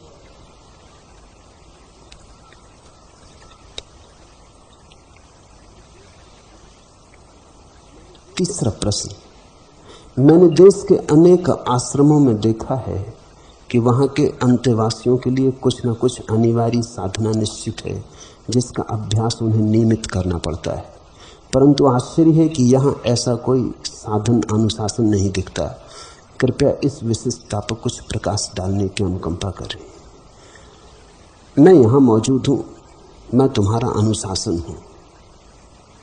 जब मैं न रहूं तब तुम्हें नियम, व्यवस्था, अनुशासन की जरूरत पड़ेगी। शास्ता हो तो शासन की कोई जरूरत नहीं। जब शास्ता न हो तो शासन परिपूरक है। मुर्दा आश्रमों में तुमने जरूर ये देखा होगा, ये एक जिंदा आश्रम, अभी ये जिंदा है, मरेगा कभी, और तब तुम निश्चित मानो नियम भी होंगे, अनुशासन भी होगा। मेरे जाते ही नियम होंगे, अनुशासन होंगे, क्योंकि तुम बिना नियम अनुशासन के रह नहीं सकते। तुम ऐसे गुलाम हो। मैं भी लाख उपाय करता हूं तब भी तुम बार बार पूछने लगते हो कुछ नियम, कुछ अनुशासन। मेरी सारी चेष्टा तुम्हें समझाने की यह है कि तुम्हारे हाथ में कुछ भी नहीं है। क्या अनुशासन, क्या नियम? तुम 5 बजे सुबह उठाओगे तो ज्ञान को उपलब्ध हो जाओगे। किस मूढ़ता में पड़े हो? 5 बजे उठो कि 4 बजे उठो कि 3 बजे उठो, तुम मूढ़ के मूढ़ ही रहोगे। मूढ़ 5 बजे उठे कि 3 बजे, कोई फर्क नहीं पड़ता। घड़ी से तुम्हारे आत्मज्ञान का कोई संबंध नहीं। मगर मूढ़ों को रस मिलता है, उनको कम से कम कुछ सहारा मिल जाता। मैं उनको कोई सहारा नहीं देता। उनको अगर मैं कह दूं ब्रह्म मुहूर्त में उठो तो ब्रह्म ज्ञान होगा, हालांकि उन्हें तकलीफ होगी उठने में। 5 बजे अड़चन पाएंगे, लेकिन अड़चन में मजा आएगा, क्योंकि अड़चन में लगेगा कार ऊपर की तरफ चढ़ रही। उनको मैं कह दूं रोज सुबह शीर्षासन लगा के खड़े हो जाओ, बुद्धू मालूम पड़ेंगे शीर्षासन करते हुए। कौन आदमी सुंदर मालूम पड़ता सिर के बल खड़ा, लेकिन तकलीफ भी होगी, गर्दन भी दुखेगी, लेकिन फिर भी उनको रस आएगा। वो कहेंगे चलो कुछ कर तो रहे, मोक्ष की तरफ बढ़ तो रहे। मैं तुमसे कह रहा हूं तुम मुक्त हो। हाँ, तुम्हें अगर आनंद आता हो 5 बजे उठने में, बराबर उठो, लेकिन 5 बजे उठने से मोक्ष मिलेगा इस भ्रांति में मत पड़ना। तुम्हें अगर सिर के बल खड़े होने से रस मिलता हो, बराबर खड़े हो जाओ, मैं तुम्हें रोकता नहीं। लेकिन मैं तुमसे ये नहीं कह सकता हूं कि सिर के बल तुम खड़े हो गए तो संबोधि की घटना घट जाएगी। तुम सस्ती तरकीबें चाहते हो, मैं तुम्हें कोई तरकीब नहीं देता। मेरे रहते इस आश्रम में कोई नियम अनुशासन होने वाला नहीं। मेरे रहते ये आश्रम अराजक रहेगा, क्योंकि अराजकता जीवन का लक्षण है। मैं तुम्हें परिपूर्ण स्वतंत्रता देता हूं कि तुम जो भी होना चाहो और जैसे भी होना चाहो, जागरूकता पूर्वक वही होने में रस लो। पूछा है स्वामी योग चिन्मय ने, बार बार चिन्मय घूम फिर के यही पूछते।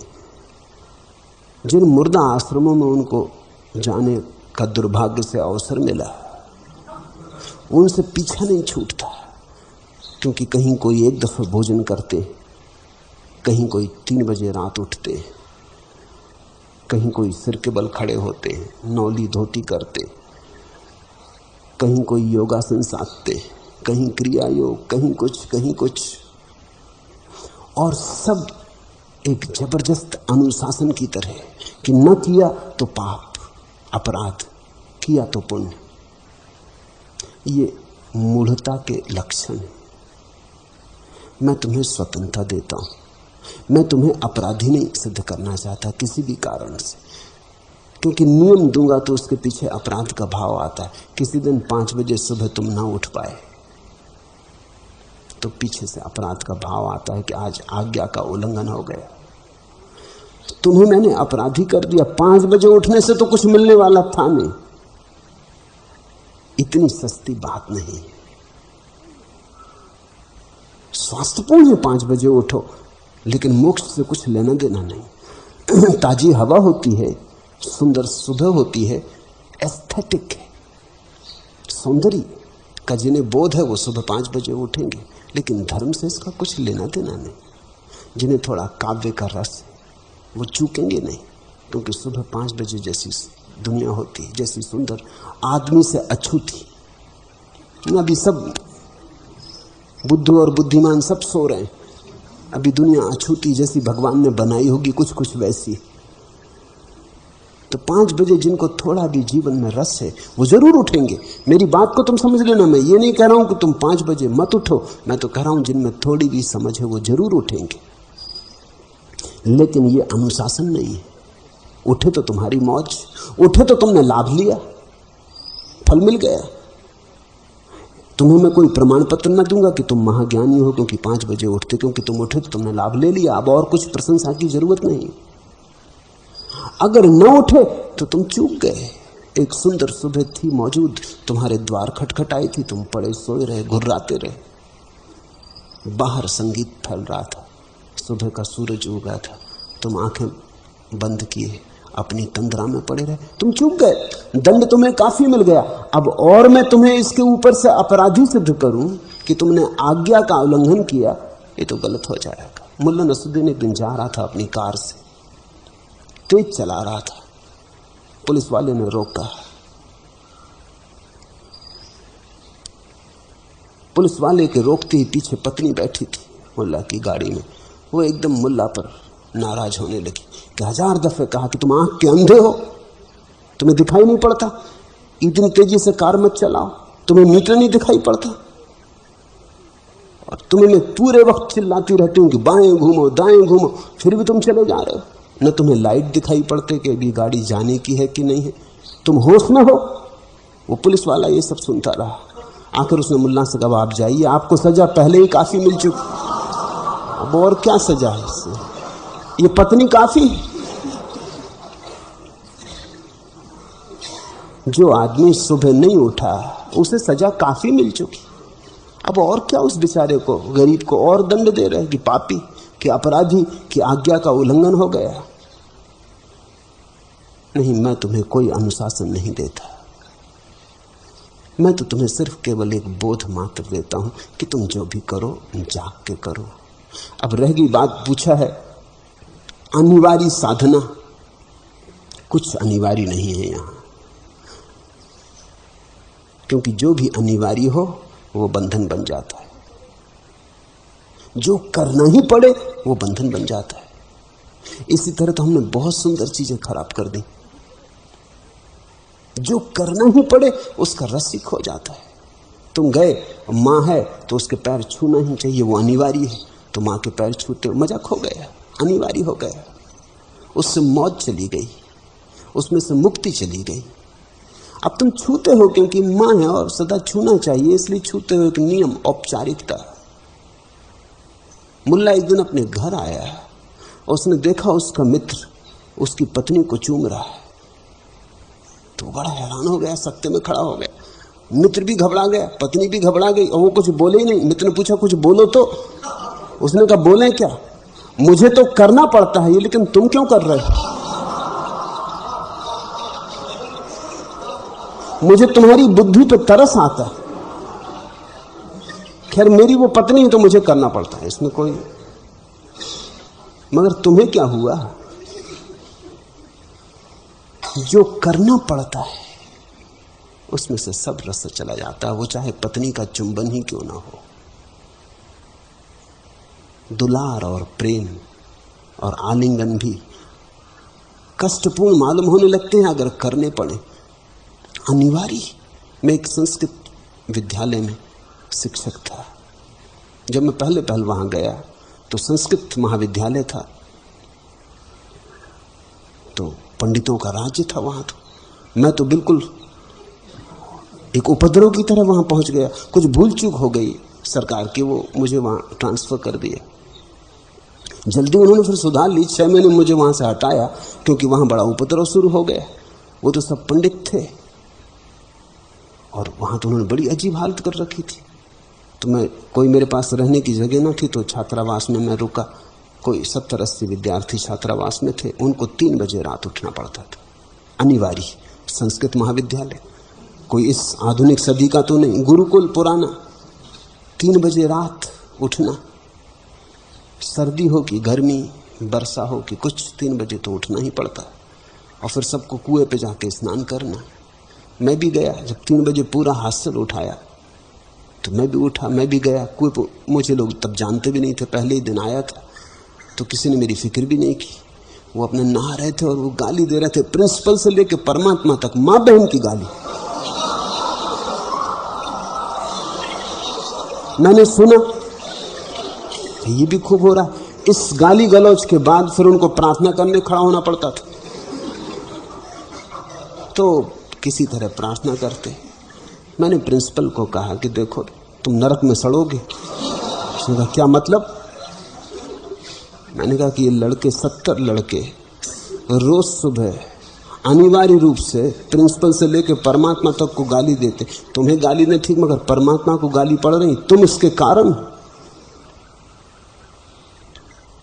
ये अनिवार्यता खतरनाक है, मैंने कहा। उसने कहा नहीं, ये अनिवार्य नहीं है जैसा कि लोग हमेशा कहते, ये तो लोग अपनी स्वेच्छा से, अपने मजे से करते। तो मैंने कहा फिर मेरे हाथ में आप दे दो, मैं नोटिस लगा देता हूं, और कल 3 बजे सुबह आप भी कुएं पे मौजूद हो जाना, मैं भी हो जाऊंगा। नोटिस मैंने लगा दिया कि जिनको करना हो स्नान 3 बजे केवल वे ही उठे, जिनको प्रार्थना में सम्मिलित होना हो केवल वे ही उठे। कोई अनिवार्यता आज से नहीं। मेरे और प्रिंसिपल के सिवाय कुएं पे कोई नहीं। मैंने पूछा कहो जनाब, अब अगर हिम्मत हो तो डूब जाओ कुएं में। उसने मुझे 6 महीने के भीतर वहां से कहा कि आप यहां से जाओ। ये सब गड़बड़ कर दिया, सब ठीक चल रहा था, इसको ठीक चलना कहते हो? अनिवार्यता। प्रार्थना और अनिवार्य हो सकती, प्रेम और अनिवार्य हो सकता है, पूजा और अनिवार्य हो सकती है।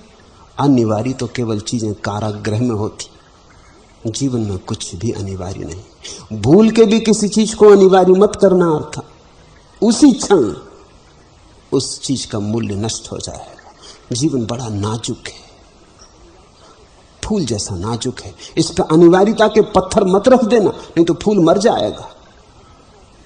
मुझसे कोई आके भी पूछता है, आश्रमवासी हैं, मुझसे पूछते हैं आके कि हम अनिवार्य रूप से आपको सुबह सुनने आए। मैं कहता हूं भूल के मत आना, अनिवार्य हो मुझे सुनने। तुम मुझे गालियां देने लगोगे, तुम्हें आना हो तो आना, तुम्हें ना आना हो तो ना आना। और भूल के भी अपराध अनुभव मत करना कि हम आश्रम में रहते हैं और हम सुनने ना गए और लोग इतने दूर से आते। इसकी फिक्र छोड़ो, तुम्हारी जब मौज हो तब तुम आ जाना। तो अगर महीने में तुम एक बार भी आए तो इतना पालोगे जितना कि अनिवार्य आके महीने भर में भी नहीं पा सकते थे, क्योंकि पाने की घटना तो प्रेम से घटती है। तो यहां अनिवार्य कुछ भी नहीं, और अनुशासन जो बाहर से थोपा जाए वो तो बेड़ियां हैं। मैं तुमसे कहूं कि ध्यान करो, ये भी कोई बात हुई? मैं रोज सुबह समझा रहा हूं ध्यान का रस, बहाता रसधार सुबह रोज ध्यान की। गंगा तुम्हारे सामने कर देता हूं। अब ये भी तुमसे कहूं कि रोज गंगा में स्नान करो, कि रोज पियो जलधार, अब ये तुम्हारी मर्जी है। इतना क्या कम है कि मैंने गंगा तुम्हारे सामने ला दी? अब ये भी मुझे करना पड़ेगा। गंगा का इतना गुणगान कर दिया, अब ठीक है, अब तुम्हारी मौज। तुम्हें ध्यान करना हो करो, ना करना हो ना करो। लेकिन मैं तुमसे ये नहीं कहूंगा कि अनिवार्य रूप से तुम्हें ध्यान करना है, क्योंकि जैसे ही अनिवार्य हुई कोई बात वैसे ही गड़ने लगती, कांटे की तरह गड़ने लगती। ध्यान जैसी महिमापूर्ण चीज को खराब तो मत करो। तो तुम पूछे हो कि अनिवार्य साधना निश्चित होती आश्रमों में जिसका अभ्यास उन्हें नियमित करना होता है। नहीं, यहां मेरे पास कुछ भी नियम नहीं है और न कोई अभ्यास है तुम्हें देने को। सब अभ्यास अहंकार के, अध्यात्म का कोई अभ्यास नहीं। मैं तो कहता हूं जागो, इति ज्ञानम, यही ज्ञान है। इति ध्यानम, यही ध्यान है। इति मोक्षा, यही मोक्ष है। तुम जाग के जीने लगो, ध्यान तुम्हारे 24 घंटे पे फैल जाएगा। ध्यान कोई ऐसी चीज थोड़ी कि कर लिया सुबह उठ के और भूल गए फिर। ध्यान तो ऐसी धारा है जो तुम्हारे भीतर बहनी चाहिए। ध्यान तो ऐसा सूत्र है जो तुम्हारे भीतर बना रहना चाहिए, जो तुम्हारे सारे कृत्यों को पिरो दे एक माला में। जैसे हम माला बनाते तो फूलों को धागे में पिरो देते, फूल दिखाई पड़ते, धागा तो दिखाई भी नहीं पड़ता। ऐसा ही ध्यान होना चाहिए, दिखाई ही ना पड़े। जीवन के सब काम, उठना बैठना, खाना पीना, चलना बोलना सुनना, सब फूल की तरह ध्यान में अनसयूत हो जाए, ध्यान का धागा सब में फैल जाए। तो ध्यान तो मेरे लिए जागरण और साक्षी भाव का नाम है। और जब मैं न रहूंगा तब निश्चित ये उपद्रव होने वाला है, क्योंकि कोई ना कोई योग चिन्ह में इस कुर्सी पर बैठ जाएंगे। इस मुश्किल ये कुर्सी खाली थोड़ी रहेगी, कोई ना कोई चलाने लगेगा अनुशासन। जिस दिन अनुशासन चलने लगे उस दिन समझना मेरा संबंध टूट गया इस जगह से। जिस दिन यहां नियम हो जाए, अनिवार्यता हो जाए, अभ्यास हो जाए, उस दिन जानना ये मेरा आश्रम न रहा, ये एक मुर्दा आश्रम हो गया जो जुड़ गया दूसरे मुर्दा आश्रमों से। मेरे जीते जी ऐसा न हो सकेगा। मैं स्वयं जी रहा हूं और तुम्हें भी जिंदा देखना चाहता हूं, मुर्दा नहीं। मैं तुम्हें साधक नहीं मानता, मैं तुम्हें सिद्ध मानता हूं, और मैं चाहता हूं कि तुम भी अपनी सिद्ध अवस्था को स्वीकार कर लो। मैं चाहता हूं कि तुम भी कह सको, अहो मेरा मुझको नमन।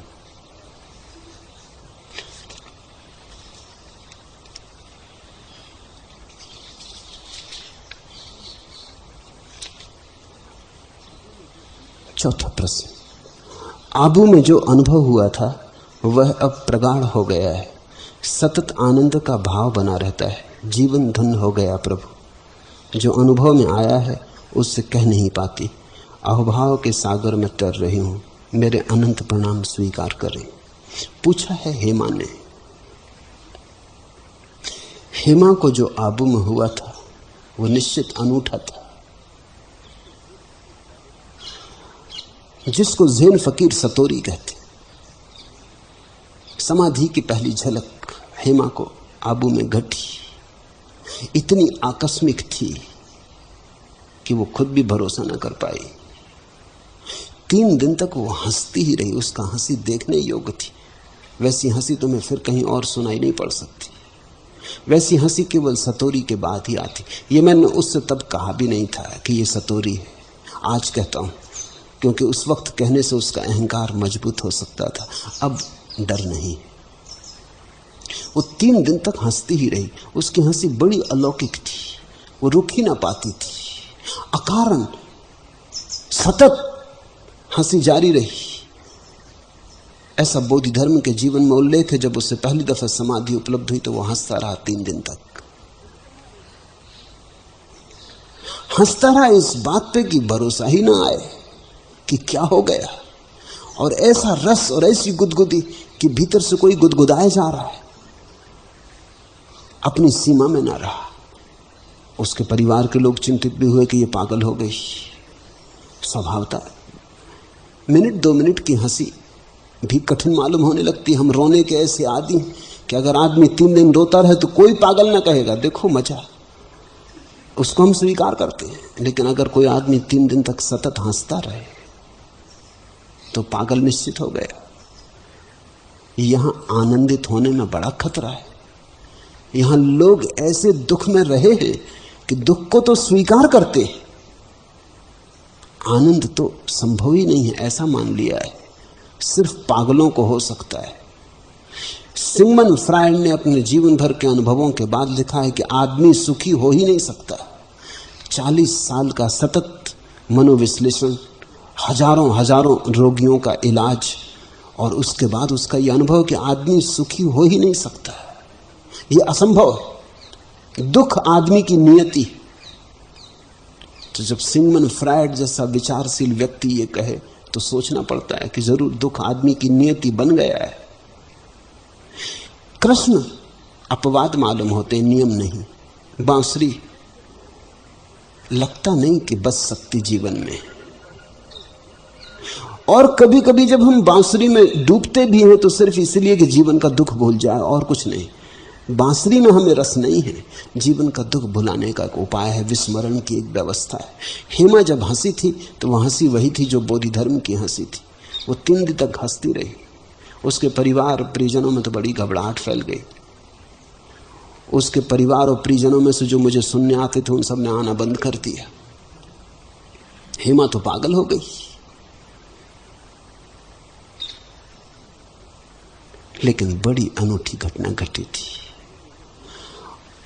पूछा है उसने, आबू में जो अनुभव हुआ था वह अब प्रगाढ़ हो गया है। सतत आनंद का भाव बना रहता है, जीवन धन हो गया। प्रभु जो अनुभव में आया उसे कह नहीं पाती, अहोभाव के सागर में तैर रही हूं। अब हंसी खो गई है, वो उद्वेग चला गया, क्योंकि वो उद्वेग तो प्राथमिक क्षण में ही होता है। फिर तो हंसी धीरे धीरे रोए रोए में समा गई। अब वो प्रफुल्लित है, आनंदित है, एक स्मित है व्यक्तित्व में। अब रस सिर्फ ओंठों में नहीं है। जब पहली दफे घटता है तो हंसी बड़ी प्रगाढ़ होती, फिर धीरे धीरे हंसी संतुलित हो जाती, धीरे धीरे व्यक्तित्व में समा जाती। एक सहज अहोभाव और एक आनंद का भाव निर्मित हो जाता है। निश्चित ही जो अनुभव में आया है वो कहती है उसे कहा नहीं जा सकता, कोई उसे कभी नहीं कह पाया है। जितना ज्यादा अनुभव में आता है उतना ही कहना मुश्किल हो जाता है। बाहर वह खोया पाया मैला उजला, दिन दिन होता जाता वयस्क, दिन दिन धुंधलाती आंखों से सुस्पष्ट देखता जाता था, पहचान रहा था रूप, पा रहा वाणी और बूझता शब्द, पर दिन दिन अधिकाधिक हकलाता था। दिन पर दिन उसकी घिघी बंधती जाती थी। धुंध से ढकी हुई कितनी गहरी वापिका तुम्हारी, कितनी लघु अंजलि हमारी। हाथ हमारे छोटे, प्रभु का आनंद लोक बहुत बड़ा है। धुंध से ढकी हुई कितनी गहरी वापिका तुम्हारी, कितनी लघु अंजलि हमारी। जितना ही कोई जानता है उतना ही हिकलाता है, जितना ही कोई जानता है उतनी ही घिघी बंधती जाती है। कहने को मुश्किल होने लगता है। जो कहना है वह तो कहा नहीं जा सकता, उसके आसपास ही प्रयास चलता है। तो ठीक जो अनुभव में आया उसे कह नहीं पाती, अहोभाव के सागर में तैर रही हूं। उसे कहने की फिक्र भी मत करना, अन्यथा उस चेष्टा से भी तनाव पैदा होगा।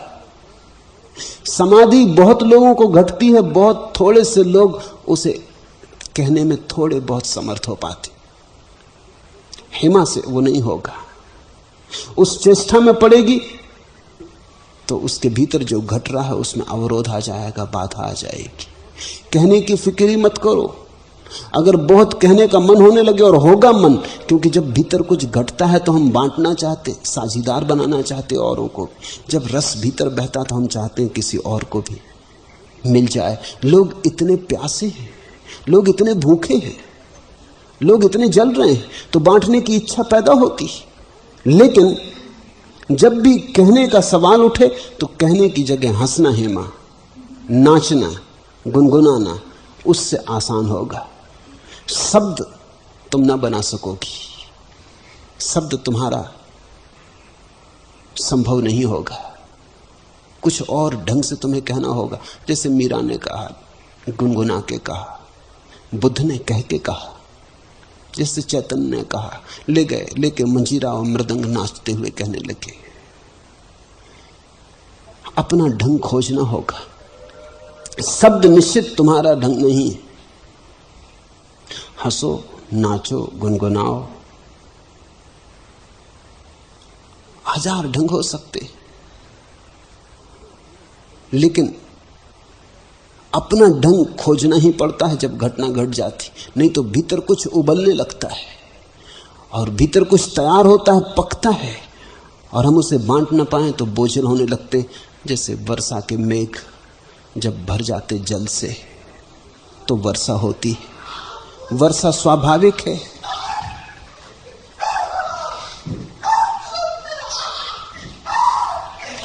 संत छोड़ दो, छोड़ दो उन्हें, छोड़ दो, छोड़ दो उन्हें, वो शांत हो जाएंगे। छोड़ दो, बिल्कुल छोड़ दो, अलग हट जाओ, दूर हट जाओ उनसे।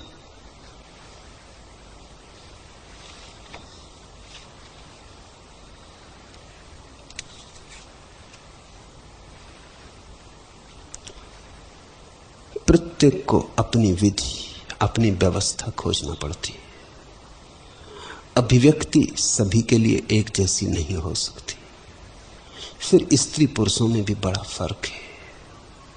इसलिए तो तुम्हें स्त्री सद्गुरु बहुत कम दिखाई पड़ते हैं। उसका कारण ये नहीं कि स्त्रियां मोक्ष को उपलब्ध नहीं हुई। मेरे देखे तो स्त्रियां मोक्ष को ज्यादा आसानी से उपलब्ध हो सकती हैं बजाय पुरुषों के, क्योंकि पुरुषों के अहंकार को गिरने में बड़ी देर लगती, स्त्रियों का अहंकार बड़ी सरलता से गिर जाता है। लेकिन फिर भी तुम्हें बुद्ध, महावीर, पार्स, कृष्ण, क्राइस्ट, शंकर, नागार्जुन ऐसे पुरुषों की श्रृंखलाबद्ध कतार दिखाई पड़ती। ऐसे स्त्रियों के नाम लेने जाओ तो उंगलियों पे भी नहीं गिने जा सकते। कभी कोई सहजो, कोई मीरा, राबिया, थेरेसा, बस ऐसे 3-4 नाम हैं। इसका ये अर्थ नहीं है, इस गलत तर्क में मत पड़ जाना कि इसलिए स्त्रियां मोक्ष को उपलब्ध नहीं हुई, या स्त्रियों ने पाया नहीं, या स्त्रियां पा नहीं सकती। स्त्रियों ने पाया उतना ही जितना पुरुषों ने, शायद थोड़ा ज्यादा, लेकिन स्त्रियां शब्द में नहीं कह पाती, ये अड़चन है। और बिना शब्द में कहे तुम्हें बुद्ध का पता ना चलता अगर बुद्ध ने शब्द में ना कहा होता। अगर बुद्ध चुप बैठे रहते बोधि वृक्ष के नीचे, किसी को कानों कान खबर ना होती।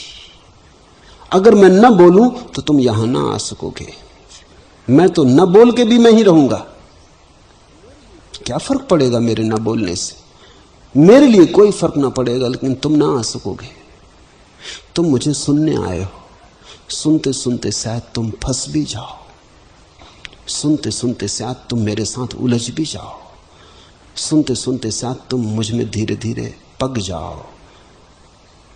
लेकिन आए थे तुम सुनने, सुनते सुनते शायद तुम गुनने भी लगो, गुनते गुनते शायद तुम गुनगुनाने भी लगो।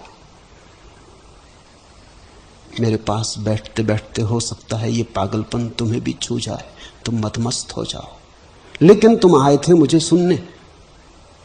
शब्द की गति है जगत में, शब्द के अतिरिक्त और कोई संवाद का उपाय नहीं दिखाई पड़ता। इसलिए स्त्रियां सद्गुरु तो हुई, लेकिन उनका पता भी नहीं चल सका। ज्ञान को तो उपलब्ध हुई, लेकिन वो गुरु न बन पाई। शिष्य तो शब्द सुनने आते।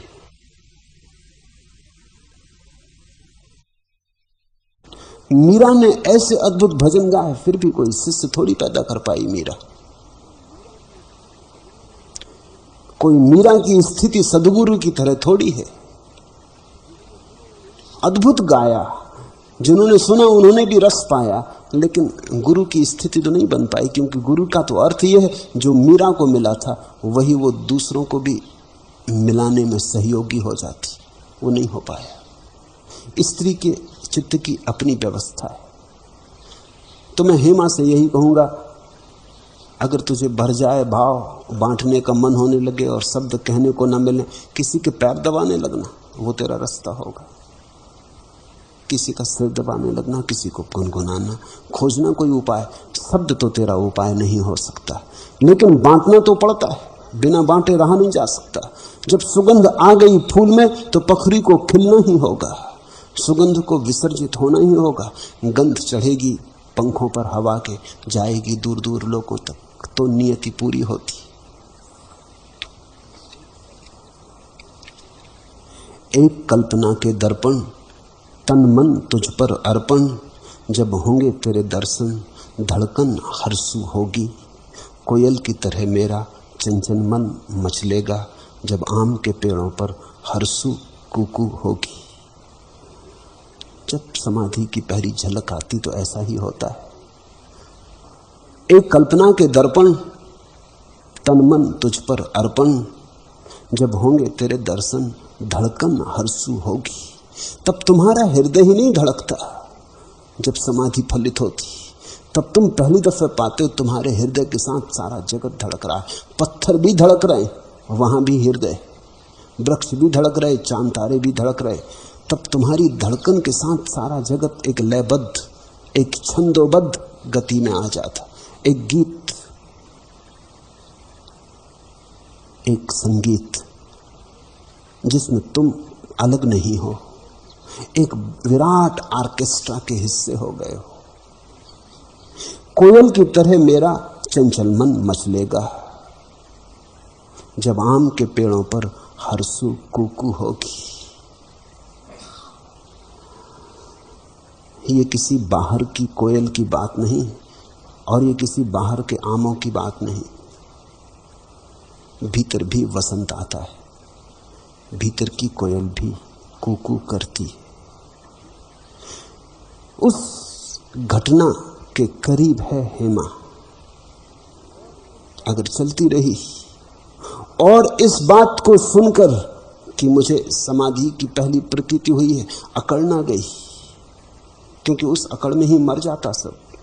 इसलिए पहली दफा वर्षों पहले जब उससे आबूम हुआ था, मैंने कुछ कहा नहीं, मैं चुप ही रहा।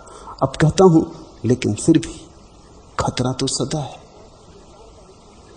अब इस बात को बहुत अहंकार का हिस्सा मत बना लेना, नहीं तो जो हुआ है वो वहीं अटक जाएगा। जहां अहंकार आया वहीं गति अवरुद्ध हो जाती। ऐसा हुआ है तो ये मत सोचना कि मेरे किए हुआ है, ऐसा सोचना प्रभु का प्रसाद है। ऐसा सोचना कि कृतज्ञ उसका आशीष है। ऐसा सोचना कि मैं अपात्र, कैसे ये हो पाया, आश्चर्य। अहो भाव का इतना ही अर्थ है कि भीतर अहो का भाव उठता रहे कि अहो मुझे होना नहीं था और हुआ, मैं पात्र नहीं थी और हुआ, अपात्र थी और हुआ। उसकी अनुकंपा अपार है।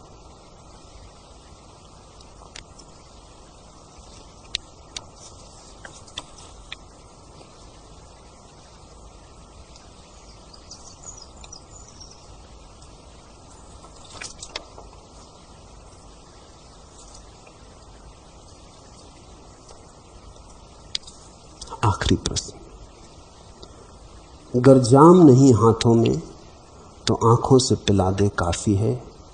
अब जीने की है फिक्र किसे, तू मुझे मिटा दे काफी है। अब डोर तेरे ही हाथों में, जी भर के नचा दे काफी है। ना होश रहे बाकी ऐसा, पागल ही बना दे काफी है। अब अमृत की है चाह किसे, तू जहर पिला दे काफी है। पूछा है हंस ने।